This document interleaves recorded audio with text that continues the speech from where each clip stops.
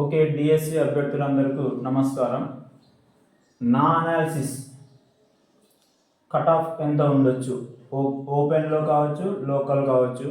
ముఖ్యంగా ఇక్కడ మనకి డేటాలో అప్లికేషన్స్ ఎన్ని అప్లికేషన్స్ వచ్చాయి మన జిల్లాలో, కర్నూలు జిల్లాలో ఎన్ని అప్లికేషన్స్ వచ్చాయి, వాటిలో ఏవి స్కూల్ అసిస్టెంటో ఏవి ఎస్జిటో మనకు తెలియదు. ఎందుకంటే ఎస్జిటి వాళ్ళకంటే స్కూల్ అసిస్టెంట్లు కూడా చాలా ఎక్కువ మంది ఉన్నారు. ఇప్పుడు ఎస్జిటి పోస్టులు ఎస్జిటి, స్కూల్ అసిస్టెంట్ పోస్టులు స్కూల్ అసిస్టెంట్, కాబట్టి ఆ విషయాన్ని కూడా మనం గుర్తుపెట్టుకోవాలి. ఊరికే ఇన్ని అప్లికేషన్స్ వచ్చాయి, ఎంత ఎక్కువ ఉందో కాంపిటీషన్, ఎంత కట్ ఆఫ్ అవుతుందో టెన్షన్ పడాల్సిన అవసరం లేదు. నాకున్న అనాలిసిస్ ప్రకారం, నాకున్న డేటా ప్రకారం నేను ఇది అనుకుంటున్నా. దీనికి అటు ఇటు కూడా జరగవచ్చు, ఇది జస్ట్ నా అనాలిసిస్ మాత్రమే. ఫస్ట్ చూసుకుంటే ఓసీ జనరల్లో మనకు 669 పోస్టులు ఉన్నాయి. అందులో 133 నాన్ లోకల్ వాళ్ళు కూడా అప్లై చేసింటారు కాబట్టి వాళ్ళు కూడా ఎలిజిబుల్ వాటికి. కాబట్టి ఇది చాలా హైగా ఉండొచ్చు కట్ ఆఫ్ 74 అని నేను అనుకుంటున్నాను. ఎందుకంటే 80, 85, 89 కూడా విన్నాం మనము. సో వాళ్ళందరూ 133 మెంబర్స్ వరకు వచ్చిన 74 ప్లస్ ఉండొచ్చు. 74 ప్లస్ మార్క్స్ వాళ్ళు ఒక 133 అని నేను అనుకుంటున్నా. లేదంటే ఇంకొక 1 కూడా పెరగొచ్చు లేదా తగ్గొచ్చు, మనకు తెలియదు. చాలామంది ఉంటారు, పుట్టగొడుగులా పుట్టుకొస్తారు. మన మెరిట్ లిస్ట్ వస్తే ఇంతమంది ఉన్నారా అని మనకే ఆశ్చర్యం కలిగించే వాళ్ళు కూడా ఉంటారు. సో దాన్ని కూడా మనము పరిగణలోకి తీసుకోవాలి.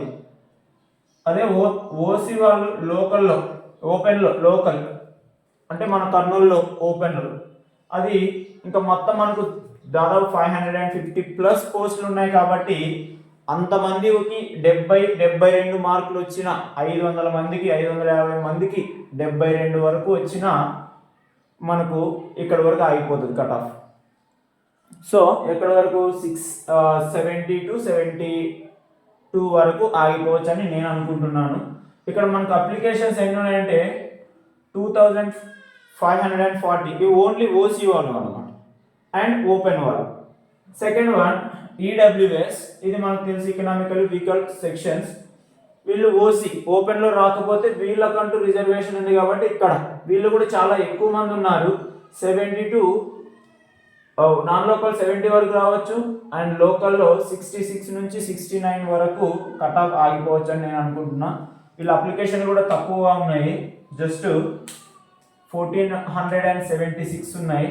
సో వీళ్ళు కూడా బాగా చదివే వాళ్ళే కాబట్టి ఎవరిని తక్కువ అంచనా వేయకూడదు. మీకు కట్ ఆఫ్ ఇక్కడ వరకు రావచ్చు అని గుర్తుపెట్టుకోండి. దాని కింద కూడా రావచ్చు, చెప్పలేము మనము. పోస్టులు ఎక్కువ ఉన్నాయి కాబట్టి మన జిల్లాలో కట్ ఆఫ్ మనం ఊహించిన దానికంటే తక్కువే ఉండొచ్చు. తక్కువనే ఊహించుకోవాలి మనం, ఎందుకంటే పోస్టులు ఎక్కువ ఉన్నాయి. మనం కొంతమంది డేటా ఏం కలెక్ట్ చేశారంటే, ఒక పర్సన్ ఏ ఉంటాడు, ఒక పర్సన్ ఏ, ఇక్కడ బి ఉంటాడు, ఇక్కడ సి, ఈ మార్కులు ఇక్కడికి వస్తాయి. వీడు కనుక్కొని ఏం చెప్తాడు, అరే నేను ఒకరిని కనుక్కున్నా వాడికి 70 ప్లస్ మార్క్స్ ఉన్నాయి అంటాడు. ఇదే ఏ మళ్ళీ వీడు కనుక్కుంటాడు, వీడేమంటాడు, నేను ఒకరిని కనుక్కున్నా, నేను వేరే వాడిని కనుక్కున్నా, నాకు వాడు 70 ప్లస్ మార్క్స్ చెప్పాడు, లేదంటే 79 చెప్పాడు అంటాడు. మళ్ళీ వీడికి చెప్తాడు, అరే నేను 79 కనుక్కున్నా. వీని డేటానే ఒక నలుగురు తెలుసుకుంటారు టాప్ మార్క్స్. అలా అని మనం తక్కువ అంచనా వేయొద్దు. ఎక్కువ శాతం తెలిసిన మార్కులే మ్యూచువల్ ఫ్రెండ్స్ నుంచి మనం తెలుసుకొని ఎక్కువ భయపడిపోతుంటాం. భయపడే పనే లేదు. మనకంటూ ఒక జాబ్, మన కష్టానికి తగ్గట్టు, మన తల్లిదండ్రుల అదృష్టం, మన కష్టము, దేవుని దయ ఉంటే మనకు జాబ్ వస్తుందండి. అది ఇన్ని అవంతరాలు ఉన్నా, ఇన్ని మార్క్స్ వచ్చినా మనకంటూ జాబ్ వస్తుంది. కొంచెం హోప్ఫుల్గా ఉండాలి. కష్టపడేటప్పుడు జాగ్రత్తగా, నిజాయితీగా కష్టపడిన వాళ్ళందరికీ దేవుని దయ ఉంటే వస్తుంది, మీరు నమ్ముకున్న దేవుడు. నెక్స్ట్ బీసీఏ వరకు వస్తే కట్ ఆఫ్ చూడండి. నాన్ లోకల్లో 69 to 71 వరకు ఆగిపోవచ్చు. అండ్ లోకల్లో ఇది చాలా తగ్గుతుంది, ఎందుకంటే మనకు 118 పోస్టులు ఉన్నాయి బీసీఏలో. దీంట్లో కూడా ఎక్కువ క్యాస్ట్లు ఉన్నాయి బీసీఏ గ్రూప్లో. సో ఈ మధ్యలో ఎక్కడైనా ఆగిపోవచ్చు అండి. 64 వరకు కూడా రావచ్చు అని నేను అనుకుంటున్నా. నెక్స్ట్ బీసీబీ పోస్టులు ఎక్కువ ఉన్నాయి, జనాభా ఎక్కువగానే ఉంది. ఇక్కడ చూస్తే బీసీబీ మనకు పేపర్లో వచ్చిన డేటా ప్రకారం అప్లికేషన్లు బీసీఏ కంటే తక్కువగానే ఉన్నాయి. దీంట్లో ఎంతమంది స్కూల్ అసిస్టెంట్లు ఉన్నారో కూడా మనకు తెలియదు. సో ఇక్కడ కట్ ఆఫ్ భారీగా తగ్గిపోయే అవకాశం ఉంది. అయినా వీళ్ళు ఎక్కువ చదివే వాళ్ళు ఉన్నారు. నేను కనుక్కున్న వాళ్ళు బీసీబీలో కొంతమంది చదివే వాళ్ళు ఎక్కువ ఉంటారు. అలానే వేరే గ్రూప్ వాళ్ళు చదవాలని కాదు, వీళ్ళలో నేను కనుక్కున్న వాళ్ళు నాకున్న డేటా ప్రకారము కొంచెం ఒక మార్క్ ఎక్కువ ఉంది బీసీఏ కంటే. సో ఇదంత 65 నుంచి 69 వరకు కట్ ఆఫ్ ఆగిపోవచ్చు బీసీబీ. నెక్స్ట్ బీసీసీ, వీళ్ళు తక్కువగా ఉన్నారు, అప్లికేషన్స్ కూడా మనకు కనిపిస్తుంది.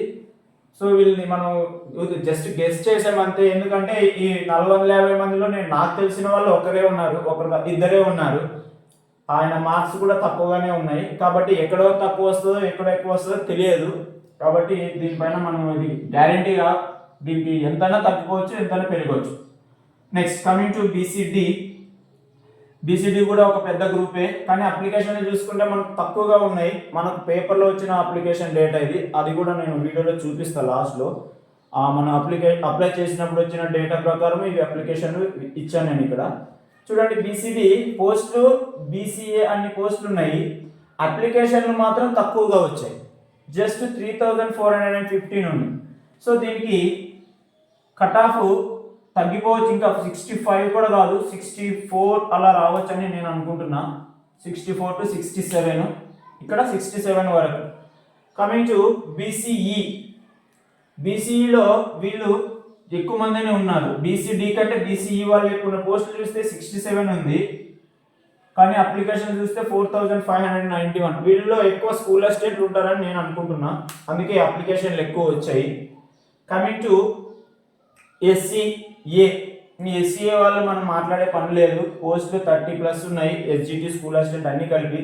అప్లికేషన్లు ఓవరాల్గా వచ్చిన అప్లికేషన్లు, మన పేపర్లో వచ్చిన అప్లికేషన్ ఓవరాల్గా 4 మాత్రమే వచ్చాయి. సో వాళ్ళకి జాబ్ ఇచ్చేస్తారు డైరెక్ట్గా, ఎందుకంటే ఆల్రెడీ క్వాలిఫైడ్ వాళ్ళే అప్లై చేస్తారు. టెట్ క్వాలిఫై అయిన వాళ్ళే డిఎస్సికి అప్లై చేస్తారు. ఒకవేళ టెట్ క్వాలిఫై కాకుండా ఊరికే డిఎస్సి చూద్దామని రాసిన వాళ్ళు ఉంటే వాళ్ళకు జాబ్ రాదు, ఎందుకంటే టెట్ మస్ట్గా క్వాలిఫై అవ్వాలి కాబట్టి. కమింగ్ టు ఎస్సీబీలో ఇంకా మనకి ఎస్సీ అంటే ఈ మధ్యన ఎక్కువ అయిపోయింది కాంపిటీషన్. ఎస్సీలో కూడా చాలా ఎక్కువ. చూడండి, ఎస్సీబీలో ఎంత ఎక్కువ కాంపిటీషన్ ఉందంటే 9481 అప్లికేషన్స్ వచ్చాయి.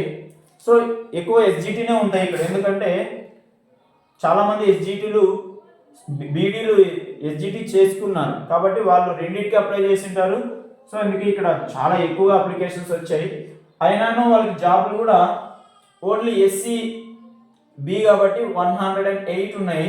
సో వాళ్ళ లక్ బట్టి ఇది ఎక్కడైనా ఆగిపోవచ్చు, 62 కావచ్చు, 64 కావచ్చు.